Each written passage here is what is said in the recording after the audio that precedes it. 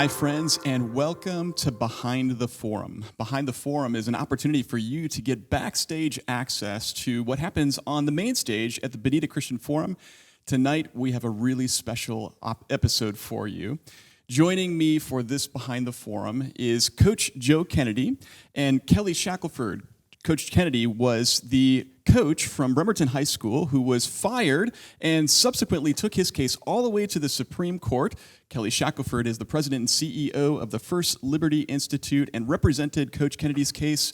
Coach Kelly, thank you so much for being here this evening as we share together in the Bonita Christian Forum, and thanks for this pre-recording as well. Let's start here. Thanks. This is awesome. Today happens to be Veterans Day. And Coach Kennedy, you're a veteran. You served for 20 plus years in the Marine Corps. So first we want to say thank you for your service. Oh, absolutely. And yesterday was Marine Corps birthday, so we get to celebrate twice. Wonderful. Well, let's dive right in. You know, we've done a lot of these different forums over the years, but this is the first time we've ever had somebody bring legal representation to the forum.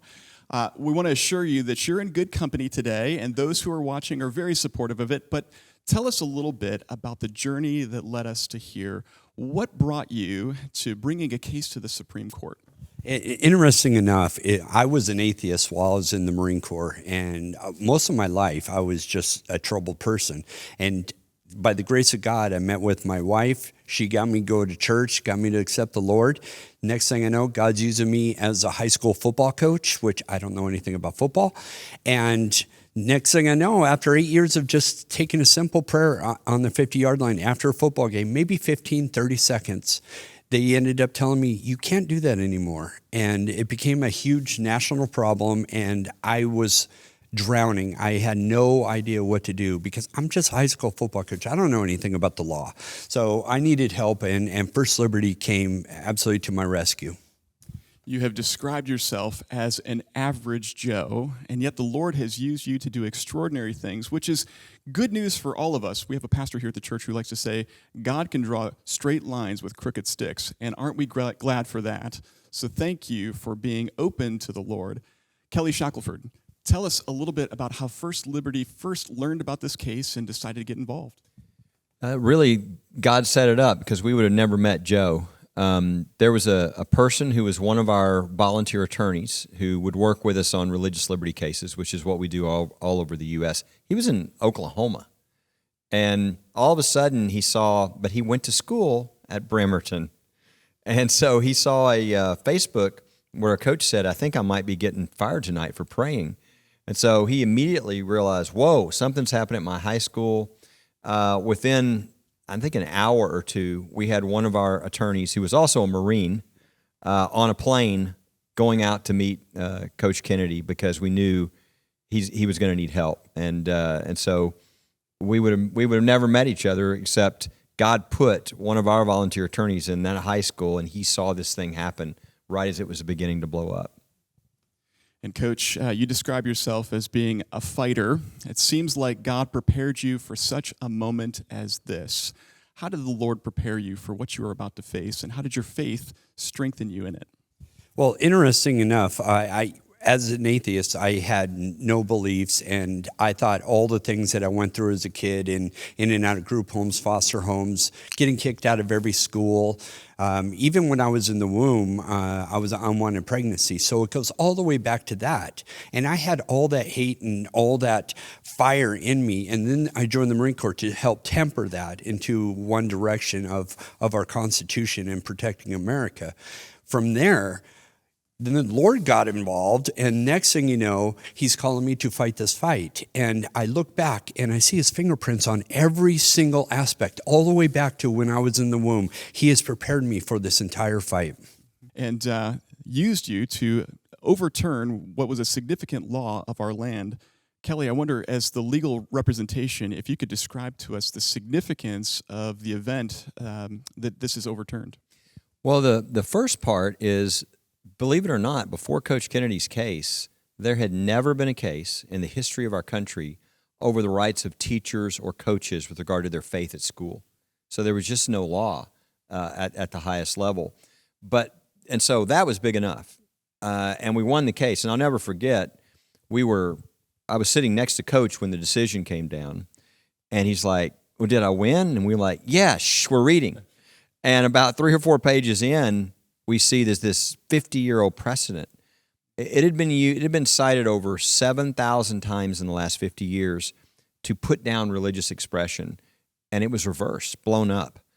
And nobody expected that. I mean, we had been trying to go after that precedent for a number of years, but we didn't think this case was going to be the one because, again, it's such a unique case. They had to kind of lay out what the law is with regard to coaches and teachers. And so that really blew everybody's mind that all 7,000 citations gone for the last 50 years. Everywhere that they told you had to put a cross down, you could bring it back up. Everywhere the 10 Commandments was rolled in the closet, it can now come back out. We used to be told you can't have a nativity scene on the county lawn, or you can't have a menorah around Hanukkah. You can now. All that changed. Everything we've been trained for 50 years is now just flipped, all because this guy wanted to say a 15 to 20-second silent prayer after the football game. Pretty amazing that the Lord chose to use that act of faithfulness to have such significant implications for our nation. And it was such an impressive thing that they made a movie out of it. There's a new movie out called Average Joe. Having your story on the silver screen, what did you think was accurate, and what would you have done a little bit differently, Coach? Yeah, the whole thing is really weird. The most least likely person that you would expect to have a movie or even overturning something as significant as our religious freedoms. You know that God's got a sense of humor with everything. We had a lot of behind the camera outtakes and stuff. So there's a whole bunch of stuff that we actually got to be really creative with, had a lot of fun with. They really, one of the first things that was really important to us is staying true to our story. We didn't want to make it a big Hollywood thing, and I hate to say it, we didn't want it to be a cheesy religious film. We wanted it to be something that was a high quality, that actually spoke message to somebody and hopefully encourage people. And I think they did an incredible job of really nailing it. My wife and myself really they picked it up and they ran with it so perfectly. It was a great film. We enjoyed it thoroughly, and it did represent your story so incredibly well. And Kelly, tell us about the future of religious freedom in America. What does this do for Christians? Well, it's huge.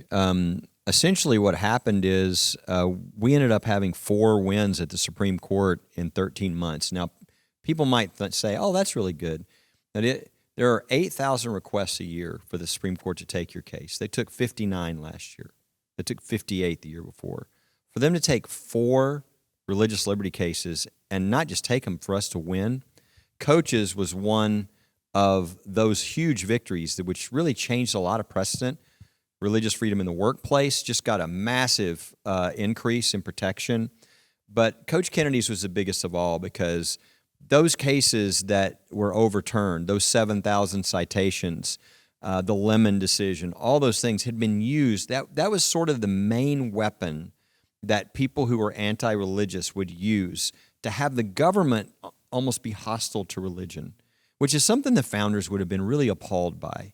They didn't want the government coercing anybody with regard to religion, but the idea that you had to sort of remove religion from the public square is something that they would have found very offensive. And for this guy to be the one, this old football coach, to knock that out and to really restore freedom for everybody. I mean, you look at it at first, it's for every coach. Free speech, free exercise of religion. It's for every teacher. Free speech, it's for every public employee. But then it gets much bigger when you realize it's the overturning of this precedent, which affects everybody in every community. And one of the great things to watch right now, I know Coach was at one of these the other day, is to watch what is happening after football games now, high school football games. Coaches, players, communities, all getting together and praying together because they now know nobody can stop them from doing that. They're free to do that. And so it's fun to watch. And this is just the beginning of a lot of change I think we're going to see. Maybe this could be our last prompt then for our Behind the Forum. You just told me a story just a moment ago about a high school football game that you went to and something that's significant that happened there. Could you share that story with us? Well, besides being asked to come and pray with the team, which I thought I would just be on the outskirts and be able to just witness it and be part of the prayer, they actually read from the press box everything that went on with our case, what it meant, all the religious freedom. So it was incredible just to hear that. Then they invited everybody in the stands to come down and join the prayer. And they asked me to do the prayer. So I grabbed the helmet from one of the players, and we just did a simple 15-second lift up these guys' prayer. And it was so incredible to think that, wow, I'm actually praying. This is the first time I prayed with a football team since everything started. So this has been a long time coming.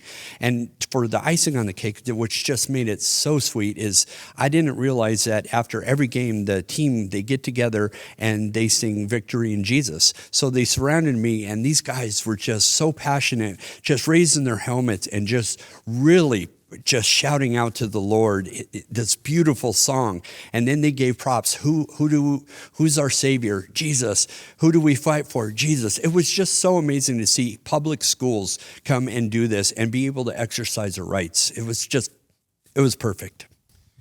Your story is indeed one where the Lord chooses to use us just at the right time and do his purposes, even in spite of people that are standing in opposition to us. And so we thank you so much for sharing your story with us. And we look forward to talking to you a little bit further on the main stage. Friends, this has been another episode of Behind the Forum with our guests, Coach Kennedy and Kelly Shackelford. Thank you for joining us, and we'll see you on the next episode.